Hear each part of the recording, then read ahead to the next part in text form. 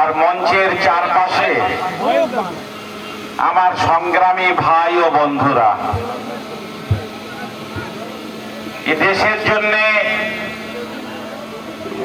এদেশের স্বাধীনতার জন্য যেমন আমাদের পূর্বপুরুষ যতক্ষণ টুপি মাথায় দিয়ে রাস্তায় নামেনি,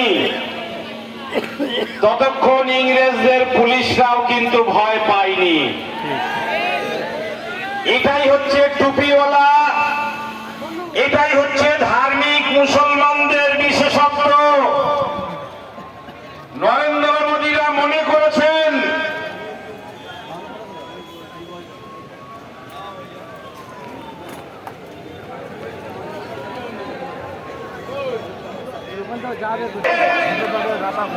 বাংলাদেশ